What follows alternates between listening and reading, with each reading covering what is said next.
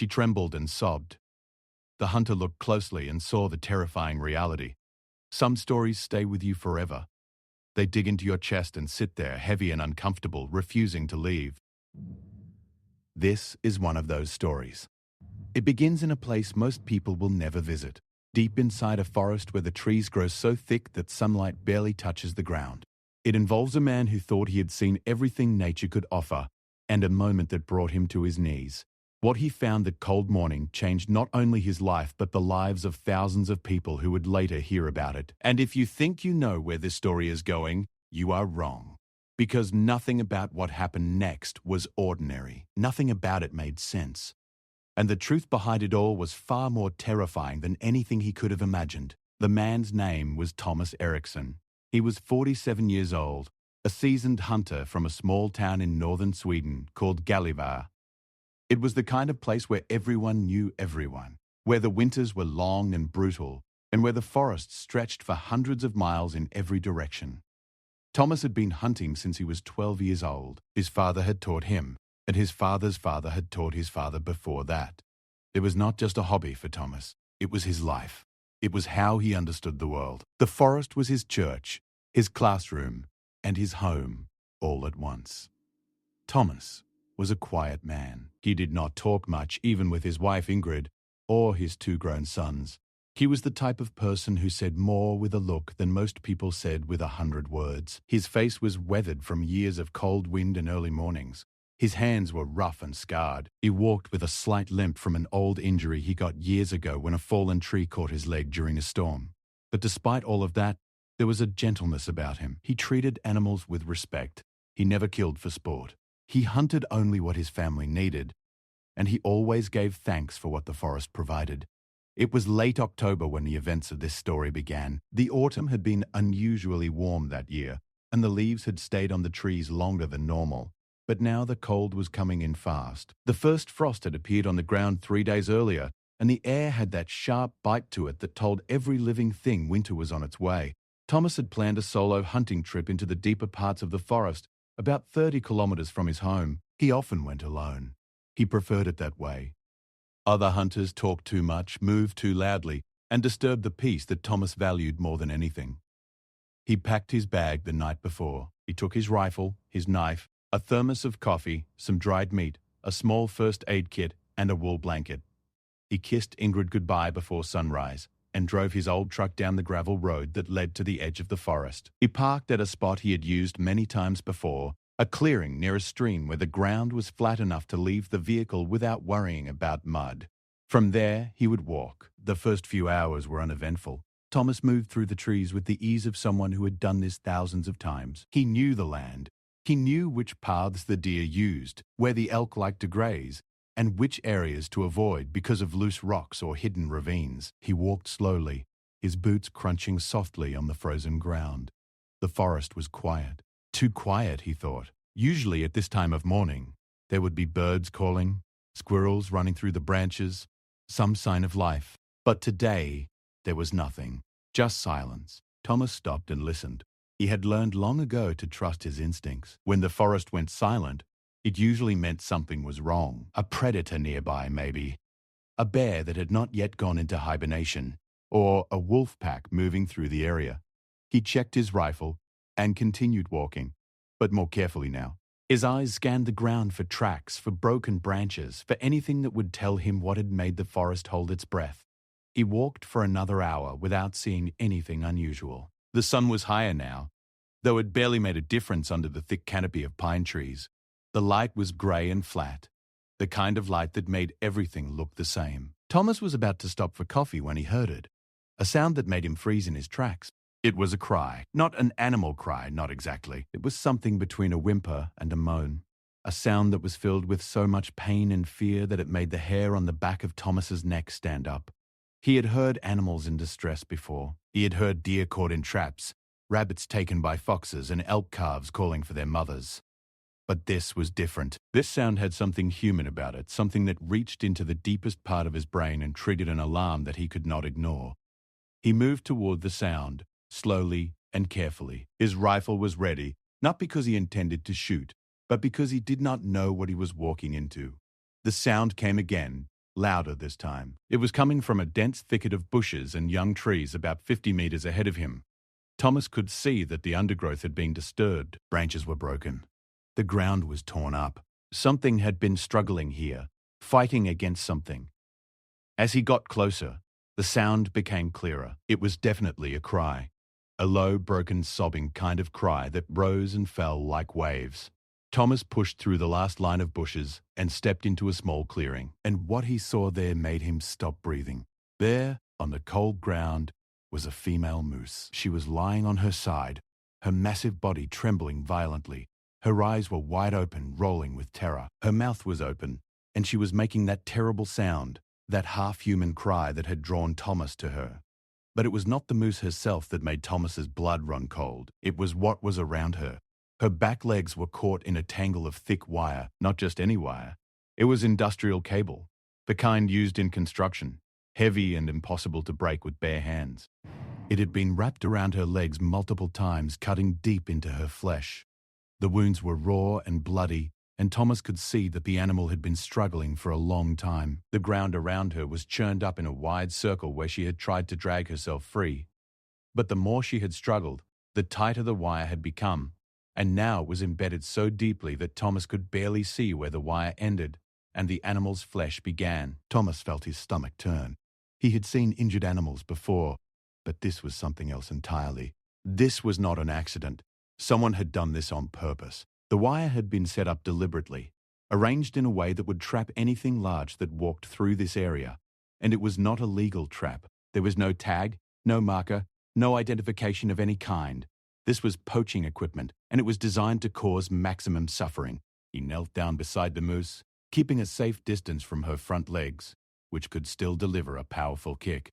She looked at him with those enormous brown eyes, and Thomas saw something in them that he would never forget. He saw understanding. He saw a creature that knew it was dying, that knew it was in terrible pain, and that was looking at him with something that could only be described as a plea. She was asking him for help, or she was asking him to end her suffering.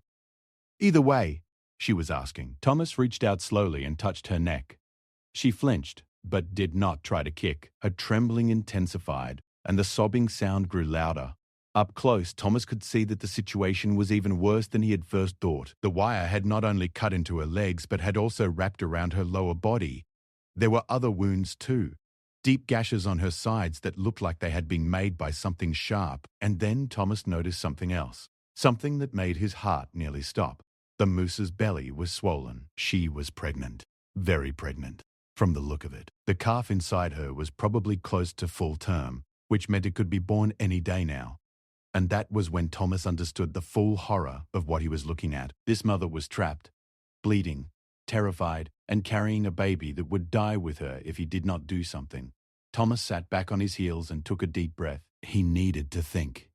He could not free her alone. The wire was too thick, too deeply embedded. If he tried to cut it with his knife, he would cause more damage to her flesh. And if she panicked during the process, she could injure both of them. He needed tools. He needed help. But he was 30 kilometers from the nearest town, deep in a forest with no cell phone signal. He looked at the moose again. She had stopped crying. She was just looking at him now, her breath coming in short, ragged gasps. Steam rose from her nostrils in the cold air. Thomas made a decision. He would not leave her. He would not walk away and come back later with help because he knew that later might be too late. He would stay, and he would figure something out. He opened his bag and took out his knife. It was a good knife, strong and sharp, but it was not designed for cutting industrial cable. He examined the wire more closely, looking for a weak point, a place where it was thinner or where the tension was less. He found one near the moose's left hind leg, where the wire looped over itself before diving back into the wound. If he could get his knife under that loop, he might be able to pry it loose without cutting deeper into the animal. It worked slowly, talking to the moose in a low, steady voice the entire time. He told her about his wife, about his sons, about the forest in summer when the wildflowers bloomed and the days never seemed to end. He did not know if she understood his words, but she seemed to respond to his voice. Her trembling eased slightly, her breathing slowed. She was listening, or at least she was calming down, and that was enough. It took Thomas nearly an hour to free the first loop of wire from her left leg. His hands were bleeding from the sharp edges of the cable, and his fingers were numb from the cold. But the wire came loose, and for the first time the moose moved her leg slightly, testing it. She made a soft sound, not the terrible cry from before, but something quieter, almost grateful. Thomas kept working. The second loop was harder because it was deeper in the wound, and every time he touched it, the moose flinched and cried out. He had to stop several times to let her rest, to let the pain subside before continuing. He gave her water from his thermos cap, pouring it gently near her mouth. She drank a little, her tongue lapping weakly at the liquid. By midday, Thomas had freed both of her hind legs from the wire. The wounds were terrible, deep and raw, and he knew they would become infected without treatment. But at least the wire was gone. He wrapped his wool blanket around her legs to slow the bleeding, and sat down beside her, exhausted. His hands were a mess. His back ached from bending over for hours. But he was not done yet. There was still wire around her lower body, and he could see that it was pressing against her swollen belly in a way that could not be good for the calf inside. As he sat there, catching his breath and planning his next move, Thomas noticed something he had missed before. There were footprints in the mud near the edge of the clearing. Human footprints.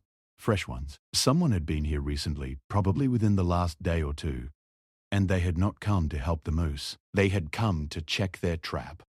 Thomas felt a cold anger settle in his chest. This was not the work of an amateur. Whoever had set this trap knew what they were doing. The wire was placed at exactly the right height to catch a large animal. The location was chosen carefully, near a natural path that moose used to travel between feeding areas. And the trap was designed to hold, not to kill quickly, but to hold the animal in place so that the poacher could come back later and finish the job. Thomas looked down at the moose. She had closed her eyes. Her breathing was shallow but steady. She was alive, but she was weak. She had lost a lot of blood, and the stress of being trapped for what might have been days was taking its toll. Thomas knew he needed to get help. Real help. Someone with the right tools and medical knowledge to save this animal and her unborn calf. He made another decision. He would mark this location carefully, walk back to his truck as fast as he could, drive to where he could get a phone signal, and call for help. But before he left, he would do everything he could to make the moose comfortable. He removed the rest of the wire from her body, working with even more care around her belly. He cleaned her wounds as best he could with water and strips of cloth torn from his shirt. He built a small windbreak from branches and leaves to shelter her from the cold breeze that was picking up. Before he stood up to leave, Thomas leaned close to the moose's ear. He whispered something to her. He told her to hold on. He told her he would be back. He told her that she and her baby were going to be all right. He did not know if any of that was true, but he said it anyway, because sometimes words are not about truth. Sometimes they are about hope. Thomas stood up, shouldered his bag, and began the long walk back to his truck. He moved faster than he had ever moved through the forest before, his limp barely slowing him down. His mind was racing, running through everything he needed to do. Call the wildlife rescue. Call the police to report the illegal trap. Get back to the moose before dark. Every minute counted. Every second was a second that mother and calf were alone in the cold, bleeding and afraid. He did not know it then, but Thomas Ericsson's life was about to change in ways he could never have predicted. The moose in the clearing was just the beginning.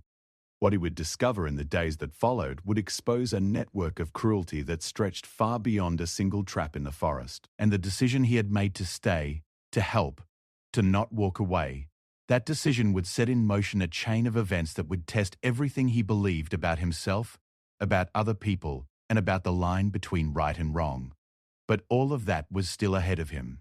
Right now, in this moment, there was only the forest, the cold, and the sound of his boots on the frozen ground as he ran toward the only chance that mother and baby had left.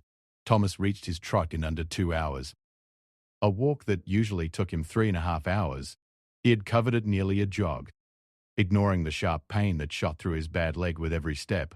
His shirt was soaked with sweat despite the freezing temperature. His hands were still bleeding from the wire, and the cuts had started to sting badly as the cold air hit them. But none of that mattered. All that mattered was the phone signal. He drove down the gravel road at a speed that was reckless for the conditions. The truck bounced and rattled over rocks and frozen ruts, and twice he nearly slid off the road into a ditch. But Thomas kept his foot on the gas. About 15 kilometers from the forest edge, his phone finally showed one bar of signal. He pulled over, his hands shaking as he dialed the number for the Swedish Wildlife Emergency Service. A woman answered. Her name was Linnea, and she had a calm, professional voice that immediately made Thomas feel like he was talking to someone who could help. He explained the situation as quickly as he could. A pregnant moose, caught in illegal wire traps deep in the forest, badly injured but alive. He gave her the coordinates from his GPS unit, described the terrain and told her about the human footprints he had found near the trap. Linnea listened without interrupting. When Thomas finished, she told him that a rescue team would be mobilized immediately. She also told him that she was going to contact the police because what he had described was not just animal cruelty, it was organized poaching, and it was a serious crime under Swedish law. She asked Thomas to stay near his truck and wait for the team. Thomas agreed, but he had no intention of sitting still for long. He needed to get back to the moose. While he waited, Thomas called Ingrid. She answered on the second ring, her voice carrying that familiar mix of concern and patience that had defined their marriage for 25 years. Thomas told her what had happened. There was a long silence on the other end of the line. Then Ingrid said something that Thomas would carry with him for the rest of his life. She said that some moments choose you, and that this one had chosen him, and that he should see it through to the end. Thomas closed his eyes and leaned his forehead against the steering wheel. He loved that woman more than words could express. The rescue team arrived faster than Thomas had expected. 2 large vehicles pulled up behind his truck within 90 minutes. The first was a modified ambulance designed for large animal rescue, equipped with medical supplies, cutting tools, and a hydraulic stretcher system. The second was a police SUV. 3 people got out of the ambulance. The team leader was a veterinarian named Dr. Sara Lindqvist, a tall woman in her 30s with short brown hair and sharp, intelligent eyes. With her were 2 wildlife technicians, Eric and Johan, both experienced in field rescues. From the police vehicle came 2 officers, a man named Carlson and a woman named Dahl. Thomas shook hands with all of them and immediately started leading the way back into the forest. Lindqvist walked beside him, asking detailed questions about the moose's condition. How deep were the wounds? How much blood had she lost? Was she still responsive when he left? Was there any sign that the calf was in distress? Thomas answered everything as accurately as he could, but the truth was he did not know how the calf was doing. He had not heard any sounds from the belly, no movement that he could see. That worried him more than anything. The walk back took longer with the team because they were carrying heavy equipment. Eric and Johan each had large packs on their backs, and they were pulling a wheeled stretcher that kept getting stuck on roots and rocks. But they moved as fast as they could, and Thomas guided them along the easiest route he knew. It was late afternoon when they reached the clearing. The light was fading fast, and the temperature had dropped significantly. Thomas pushed through the bushes first and stopped. For a terrible moment, he thought the moose was dead. She was lying exactly where he had left her, completely still, her eyes closed. The wool blanket he had wrapped around her legs was dark with blood. The windbreak he had built had partially collapsed. Then he saw her nostrils move, a tiny puff of steam in the cold air. She was alive. Barely, but alive. Lindqvist moved quickly. She knelt beside the moose and began examining her with practiced hands. She checked her heart rate, her breathing, her eye response. She examined the wounds on her legs and body, peeling back the makeshift bandages Thomas had applied. Her expression was serious, focused, and Thomas could not tell if that was good or bad. Eric and Johan set up portable lights around the clearing, powered by battery packs, and the area was suddenly flooded with a harsh white glow that made everything look stark and clinical. After several minutes, Dr. Lindqvist stood up and turned to Thomas. The moose was in critical condition, she said. She had lost a dangerous amount of blood, and several of the wounds showed early signs of infection. Her body temperature was dropping, which was a sign that her system was beginning to shut down. But there was something else. Dr. Lindqvist had felt the calf during her examination, and while she could not be completely certain without an ultrasound, she believed the calf was still alive. Its heartbeat was faint but present. However, the stress on the mother's body was enormous, and if they did not stabilize her soon, both mother and calf would die. The team went to work. Eric set up an IV line to deliver fluids and medication directly into the moose's bloodstream. Johan began cleaning the wounds properly, using surgical-grade antiseptic and removing debris that Thomas had not been able to reach. Dr. Lindqvist prepared a sedative, a light one, just enough to keep the moose calm during the treatment without suppressing her vital functions further. The needle went in, and within minutes, the moose's trembling eased. Her breathing became more regular. She was not out of danger, not even close, but she was stable for now. While the medical team worked, Officers Carlson and Dahl examined the trap site. They photographed everything: the wire, the footprints, the disturbed ground, the marks on the trees where the cable had been anchored. Carlson crouched down and studied the wire closely. He told the group that this was not the first time he had seen this type of setup. Over the past 2 years, there had been a series of similar incidents across the region. Animals found caught in industrial wire traps, always in remote areas, always far from roads and trails. Some had been found dead. Others had never been found at all, just disappeared from the population counts that wildlife officials tracked each year. Thomas listened to this with growing anger. He asked Carlson how many animals they were talking about. Carlson looked at his partner, then back at Thomas. "At least 15 confirmed cases," he said, "possibly more. Moose, deer, even a young bear. And those were just the ones they knew about. The forest was vast, and there were areas that no one checked for months at a time. The real number could be much higher." Thomas asked the obvious question: did they know who was doing it?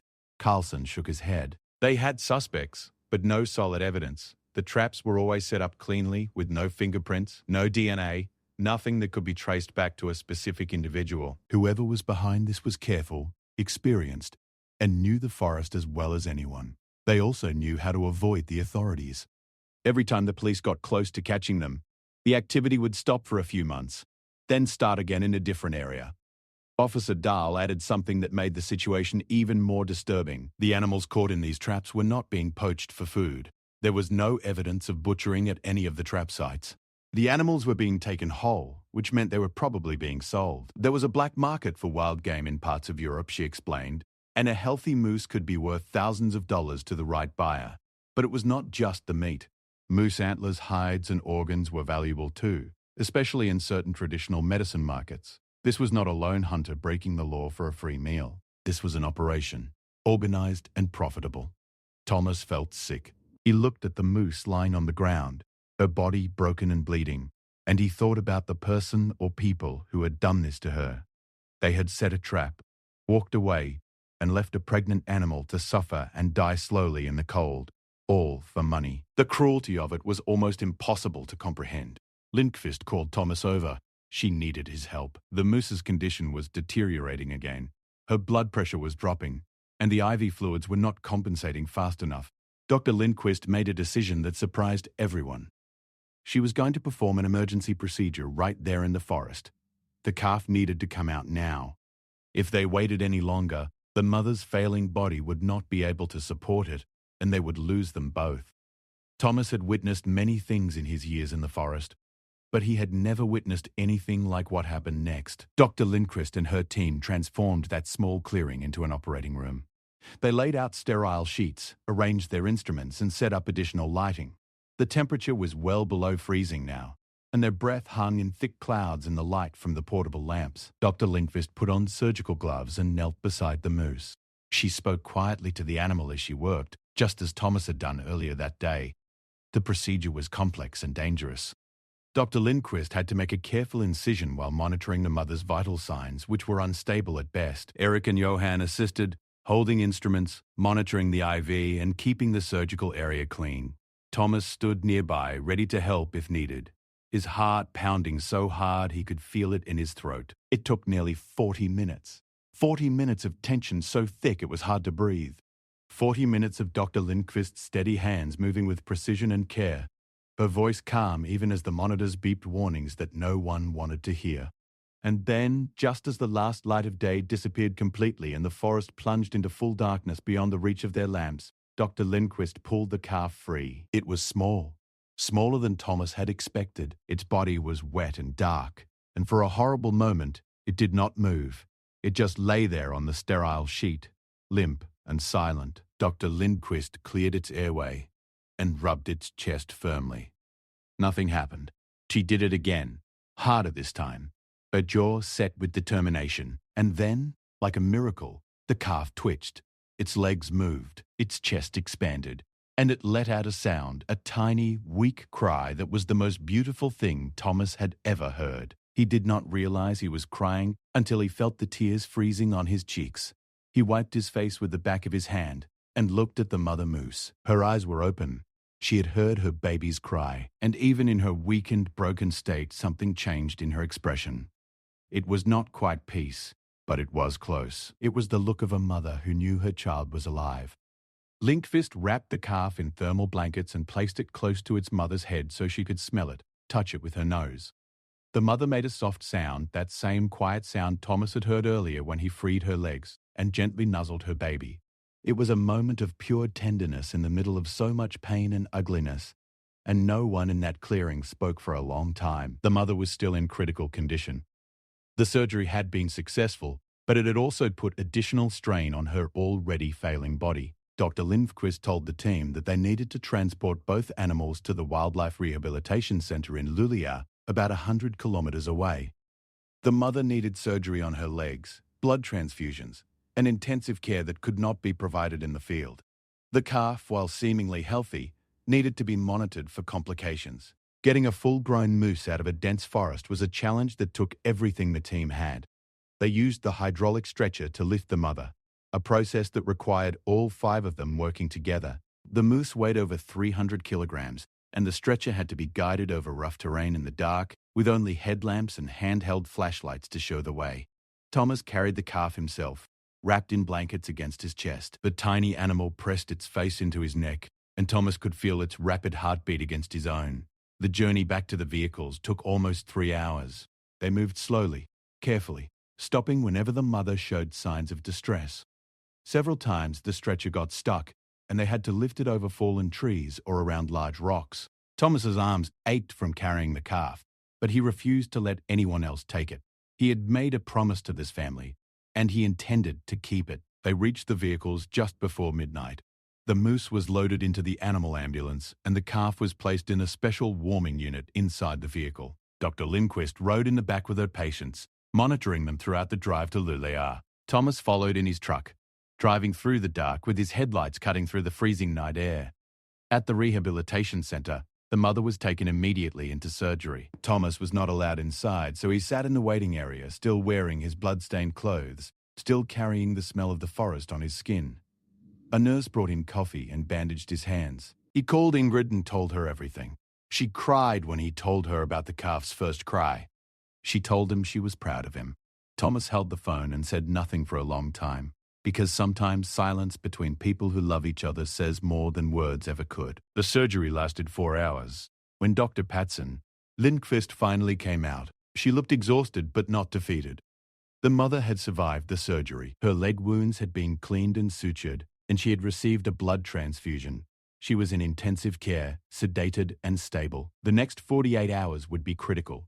If she survived them without major infection or organ failure, she had a good chance of recovery. Not a guarantee, but a chance. The calf was doing better than expected. It was feeding from a bottle, and its vital signs were strong. Lindqvist said it was a female, and she was remarkably healthy considering the trauma her mother had endured during pregnancy. Thomas asked if they had given her a name. Dr. Lindqvist smiled for the first time since Thomas had met her. She said they were calling her Hopp. It was the Swedish word for hope. Thomas stayed at the rehabilitation center until dawn. He sat in a chair outside the intensive care unit, dozing in and out of sleep, waking every time he heard a sound from inside. When the morning shift arrived and the nurses told him he should go home and rest, he nodded but did not move for another hour. He was thinking about the footprints in the mud, the human footprints. The person who had set that trap was still out there, and they would set more traps. More animals would suffer. More mothers would lie in the cold, trembling and sobbing, waiting for a help that might never come. Thomas made one more decision before he left the rehabilitation center that morning. He went to the police station in Luleå and asked to speak with the detective handling the poaching cases. He was taken to a small office where a tired-looking man named Detective Lars Bergman sat behind a desk covered in files. Thomas sat down across from him and told him everything. Every detail he could remember about the trap, the wire, the footprints, the location. And then he told Detective Bergman something else. He told him that he wanted to help catch whoever was doing this. He knew the forest better than almost anyone. He could track, He could read signs. He could go places that police vehicles could not reach. He was offering himself as a volunteer, a set of eyes and ears in the wilderness. Detective Bergman studied Thomas for a long time. Then he leaned back in his chair and said that what Thomas was suggesting was not standard procedure. It was not safe. It could compromise the investigation. And it was possibly illegal for a civilian to be involved in active police work in this way. Thomas waited.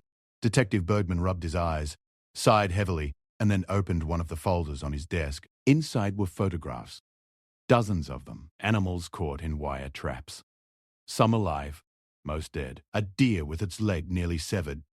A young bear with wire embedded so deep in its neck that the flesh had grown over it. A moose calf, smaller than Hop, lying dead in the snow with its mother standing over it, refusing to leave. Thomas looked at every photograph. He did not look away. He did not flinch. When he was done, he met Detective Bergman's eyes and said one thing. He said that he was not asking for permission. He was telling the detective what he was going to do. The detective could either work with him or work around him. But Thomas was going back into that forest, and he was going to find the people responsible for what he had seen. Detective Bergman was quiet for a moment. Then he closed the folder, stood up, and extended his hand. He told Thomas that he could not officially sanction what he was proposing, but unofficially, he would be grateful for any information Thomas could provide.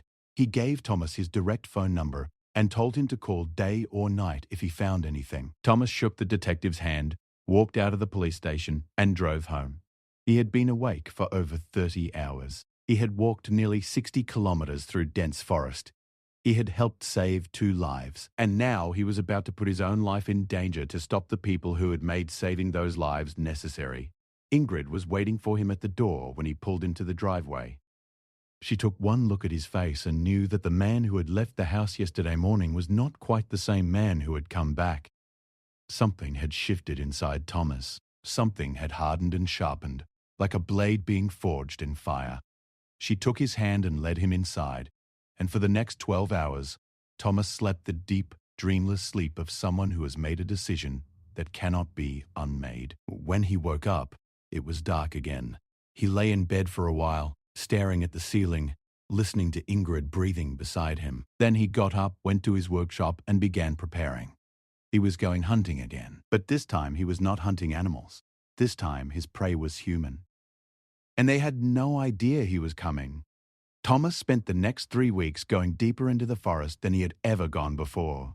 He changed his routine completely. Instead of hunting in the morning and returning by afternoon, he now left before dawn and did not come back until well after dark. He carried a different kind of equipment now. Along with his rifle and supplies, he packed a camera with a long-range lens, a notebook, a detailed topographic map of the region, and a handheld GPS unit that he used to mark every location where he found something unusual. And he found plenty. On his second day out, Thomas discovered another wire trap about 8 kilometers northeast of where he had found the pregnant moose. This one was empty, but the ground around it showed signs that it had caught something recently. There were tufts of fur caught in the wire, dark brown, probably from a deer, blood on the ground, dried but not old, and those same careful, deliberate footprints that Thomas had seen before. He photographed everything, marked the GPS coordinates, and called Detective Bergman that evening. The detective thanked him and said he would send a forensic team to the site. Over the following days, Thomas found 5 more traps. They were spread across a wide area, but they followed a pattern that Thomas began to recognize. Whoever was setting them knew exactly where the animals traveled. The traps were always placed along natural corridors, the paths between feeding grounds, water sources, and sheltered areas where animals bedded down at night. These were not random placements. They were calculated, strategic, and they showed a deep knowledge of animal behavior and forest geography. Thomas started mapping the trap locations on his topographic map, drawing lines between them, looking for connections. After a week, a picture began to emerge. The traps formed a rough semicircle around a specific area of the forest, a valley about 12 kilometers long and 3 kilometers wide, bordered on one side by a steep ridge and on the other by a river. Thomas knew this valley. It was rich in wildlife, one of the best habitats in the entire region, and it was extremely remote, accessible only by foot or possibly by a single old logging road that had not been officially used in decades. It was overgrown and barely visible in places, but it was there, a narrow scar through the trees that wound its way down into the valley. After about 3 kilometers, he found tire tracks. Fresh ones. Wide and deep, the kind made by a heavy vehicle, a truck or a large van. The tracks led deeper into the valley, and Thomas followed them with growing tension in his chest. After another kilometer, the road opened up into a small clearing that had been artificially widened. Trees had been cut down, their stumps still showing clean, recent cuts. The ground had been flattened, and there were signs of heavy use. More tire tracks overlapping in different directions, boot prints everywhere. And in the center of the clearing, Thomas found something that made his blood freeze. There was a wooden structure, roughly built but functional, about the size of a large garage. It had walls made of heavy planks, and a roof covered with branches and camouflage netting. From a distance it would be nearly invisible, just another dark shape among the trees. But up close it was clearly man-made. Thomas approached it carefully, his rifle in his hands, every nerve in his body screaming at him to be cautious. The door was padlocked, but the lock was old and rusted. Thomas could have broken it with a rock, but he did not. He remembered what Detective Bergman had said about not compromising the investigation. Instead, he circled the structure, looking for any way to see inside without entering. He found a gap between 2 planks on the back wall, just wide enough to press his face against and peer through. What he saw inside that building was the thing that changed everything. The thing that turned a story about one man rescuing one animal into something much bigger and much darker. The interior of the building was set up as a processing facility. There was a large metal table in the center, stained dark with old blood. Hooks hung from the ceiling beams, the kind used to hang animal carcasses for butchering. Against one wall were stacked plastic containers, dozens of them, sealed and labeled with dates and codes that Thomas could not decipher.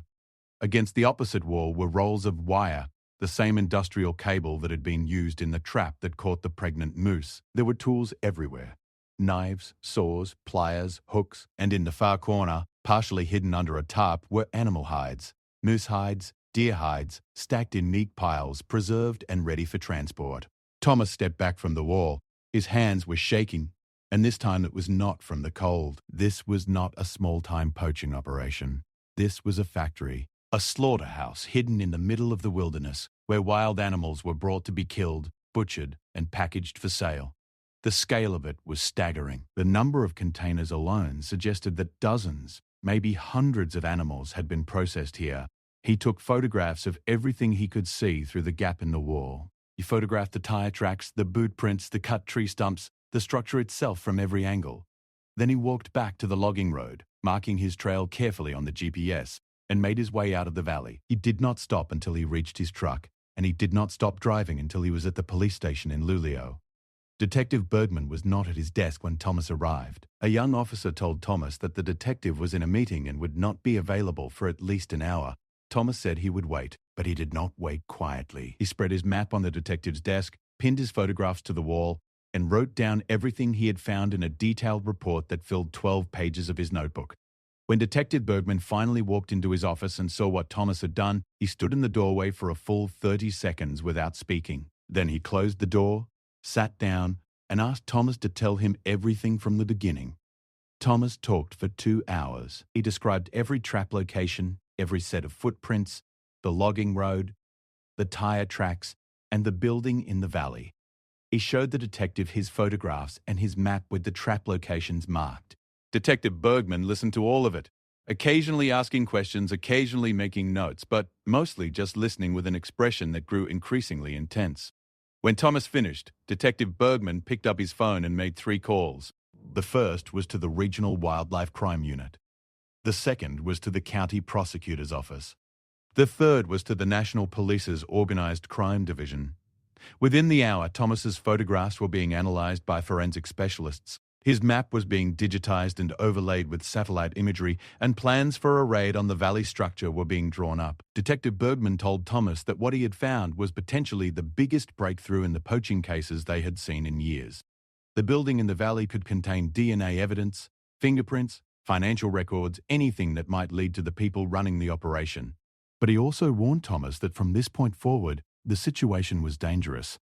If the poachers realized they had been discovered, they might try to destroy the evidence, relocate, or worse, come after whoever had found them. Detective Bergman asked Thomas to stay out of the forest until the raid was complete.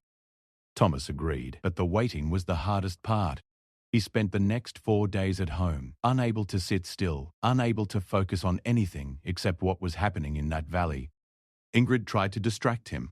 She cooked his favorite meals, suggested they watch films, even offered to drive him to Luleå to visit the moose and her calf at the rehabilitation center. Thomas took her up on that last offer. At the center, the news was good. The mother moose, who the staff had named Alma, was recovering. Her leg wounds were healing, and while she would always carry scars, she was expected to walk again without significant difficulty. She was eating well, and her strength was returning day by day. Little Hop was thriving. She had gained weight. Her coat was growing thick and healthy, and she followed the staff around her enclosure with a curiosity and confidence that delighted everyone who met her. Thomas stood at the edge of the enclosure and watched Alma and Hop together. The mother was lying down, and the calf was nestled against her side, nursing contentedly. Alma looked up at Thomas, and he could have sworn she recognized him. She held his gaze for a long moment, those enormous brown eyes steady and calm. Thomas put his hand on the fence and stood there in silence, feeling something inside him that he could not name, but that felt important. Ingrid took his other hand and squeezed it. She did not say anything. She did not need to. 2 days later, Detective Bergman called. The raid had been executed at dawn that morning. A team of 30 officers, including wildlife crime specialists and forensic technicians, had descended on the valley and secured the building. What they found inside was even worse than Thomas's photographs had suggested. The building contained the remains of at least 47 animals. DNA analysis would later confirm that these included 23 moose, 15 deer, 6 wild boar, 2 bears, and 1 lynx, a protected and endangered species in Sweden. The plastic containers held processed meat, packaged and labeled for distribution. Financial records found in a locked cabinet revealed a network of buyers across 3 countries, and the wire used in the traps was traced to a specific construction supplier, which led investigators to their first concrete lead. Within a week of the raid, 3 people were arrested. The first was a man named Victor Sandstrom, a 42-year-old former logging company employee who lived in a town about 50 kilometers from the forest. Sandstrom was the one who set the traps. His boot prints matched the ones found at multiple trap sites, including the one where Thomas had found Alma. The second was a woman named Petra Halverson who managed the logistics of the operation, arranging transport, storage, and distribution of the animal products. She had connections to black market buyers in Germany and Finland. The third arrest was the one that shocked the community the most. It was a local man named Gunnar Vick, a 61-year-old retired park ranger who had spent 30 years working for the very agency tasked with protecting the forest and its wildlife. Gunnar had used his extensive knowledge of the forest, its animal populations, and the patrol schedules of active rangers to plan and execute the poaching operation without detection. He was the mastermind. He had been running the operation for at least 5 years. The arrests made national news in Sweden. The story of the pregnant moose, the hunter who rescued her, and the investigation that brought down an organized poaching ring captured the public's attention in a way that few wildlife crime stories ever do. Thomas's name was everywhere, in newspapers, on television, on social media. Reporters called his house at all hours. Camera crews showed up at his driveway. People he had never met sent him letters, emails, and messages of gratitude and admiration. Thomas hated every minute of it. He was a private man who had done what he believed was right, and the idea of being celebrated for it made him deeply uncomfortable. He refused most interviews and turned down offers to appear on talk shows. He told Ingrid that he had not saved Alma for fame or recognition. He had saved her because she was suffering, and he could help. That was all there was to it. But the publicity did something that Thomas had not anticipated. It brought attention to the issue of wildlife poaching in Scandinavia, a problem that most people did not know existed or did not think was serious. Animal rights organizations used the story to push for stronger laws and better enforcement. Government officials were forced to respond to public pressure, and within months, new legislation was introduced that increased penalties for wildlife crimes and provided additional funding for forest patrols and wildlife monitoring. Thomas also received a phone call from an organization called Nordic Wildlife Watch, a non-profit that worked to protect endangered species and combat illegal hunting across the Nordic countries. They asked Thomas if he would be willing to serve as a volunteer forest monitor, essentially doing what he had already been doing, but with official support, equipment, and coordination with law enforcement. Thomas accepted without hesitation. It was the first time in his life that he felt his skills and knowledge were being used for something that truly mattered beyond putting food on his family's table. The trial of Sandstrom, Halverson, and Vick took place the following spring. Thomas was called as a witness. He sat in the courtroom in his best suit, which Ingrid had ironed 3 times to make sure it was perfect, and he told the court exactly what he had seen and done. He spoke quietly and clearly, without drama or exaggeration. He described finding Alma, freeing her from the wire, and the days he spent mapping the traps and tracking the operation. When the prosecutor asked him why he had done all of this, risking his safety and spending weeks in the freezing forest, Thomas was quiet for a moment. Then he said that the forest had given him everything he had in life. It had fed his family, taught his children, and given him peace when the world felt too loud. He said that when the forest was being hurt, when its creatures were being tortured for profit, staying silent was not an option for him. Doing nothing was not something he knew how to do. The courtroom was silent when he finished speaking. Even the defense attorneys did not cross-examine him. All 3 defendants were found guilty. Sandstrom received 6 years in prison. Halverson received 4 years. Gunnar Vick, the former park ranger who had betrayed everything he had sworn to protect, received 8 years, the maximum sentence available under Swedish law for organized wildlife crime at that time. The judge, in her sentencing remarks, said that the cruelty and scale of the operation represented one of the most serious cases of wildlife crime in the country's history. She also commended Thomas Eriksson by name, calling him a man whose conscience and courage had made the difference between justice and impunity. Thomas did not attend the sentencing. He was in the forest that day, checking monitoring stations and looking for signs of illegal activity. It was a cold morning, similar to the one when their story began, and the trees were heavy with the first snow of winter. He walked his usual route, his boots crunching on the frozen ground, his breath rising in clouds around his face. He stopped at the clearing where he had found Alma. The wire was gone, removed by the forensic team months ago. The ground had healed, new grass and moss covering the torn earth. The windbreak he had built from branches was still there, half collapsed and covered in snow.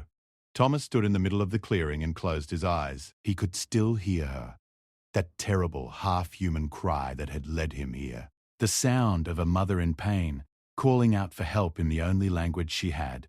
Thomas opened his eyes and looked around the clearing one last time. Then he turned and continued walking deeper into the forest, following a trail that only he could see. There is an ending to this story, but it is not the trial or the sentences. The real ending happened about a year after that cold October morning when Thomas first heard a sound that changed his life. The rehabilitation center contacted him and told him that Alma and Hop were ready to be released back into the wild. Their recovery was complete. Alma's legs had healed, and while she walked with a slight stiffness, she was strong and healthy. Hop had grown into a robust young moose, full of energy and curiosity. The staff felt it was time for them to go home. Thomas drove to the center on the day of the release. He was the only non-staff member present. It was a deliberate choice. He did not want cameras or reporters. This moment was not for the public. It was for Alma, for Hop, and for him. The release area was a section of forest about 20 kilometers from where Alma had been trapped. It was healthy habitat, rich in food and water, far from any known poaching activity. The staff opened the transport container, and for a long moment, nothing happened. Then Hop stepped out first, her long legs wobbly on the unfamiliar ground. She looked around, sniffing the air, her ears swiveling in every direction. Then Alma emerged behind her, moving slowly, cautiously, her nostrils flaring as she took in the sense of the forest. Thomas stood about 30 meters away, downwind, watching through his binoculars. Alma stepped into the clearing and stopped. She raised her head high, testing the wind. And then she did something that no one expected. She turned and looked directly at Thomas. She stood there for a full minute, her massive body still, her eyes locked on the man who had knelt beside her in the cold and whispered promises into her ear. Thomas lowered his binoculars. He did not need them. Even at this distance, he could see her clearly. He could see the scars on her legs, the new growth of winter coat, the strength that had returned to her body. He could see her daughter beside her, young and vital and completely unaware of how close she had come to never existing at all. Thomas raised one hand, a simple gesture, a greeting, a farewell, a thank you. He did not know which one it was, and it did not matter, because Alma held his gaze for one more heartbeat, then turned and walked into the trees. Hop followed her mother, bouncing with the clumsy enthusiasm of youth, and within seconds they were gone, swallowed by the forest that had almost taken them and now would shelter them again. Thomas stood there long after they disappeared. The forest was quiet around him, but it was not the ominous silence he had felt on that first morning.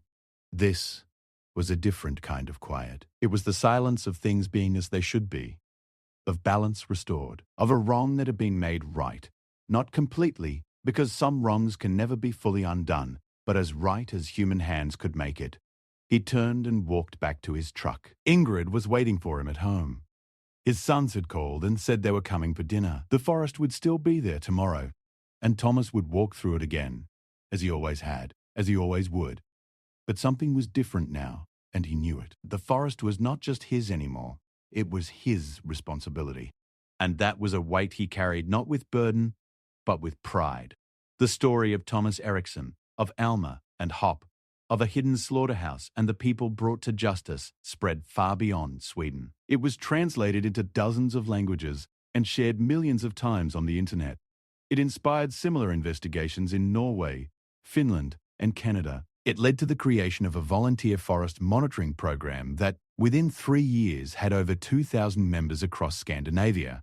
And it reminded people of something that is easy to forget in a world full of noise and distraction. It reminded them that one person, in one moment, making one decision to not walk away, can change everything. Thomas never wrote a book about his experience. He never gave speeches or accepted awards.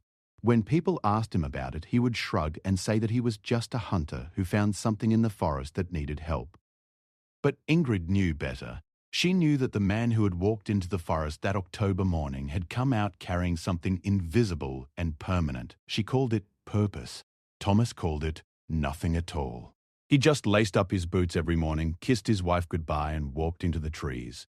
And somewhere deep in the forest, a mother moose and her daughter moved through the snow together, their breath rising in the cold air, their hoof prints crossing paths with those of a man who had once knelt in the dirt and refused to leave them behind. That is where this story ends.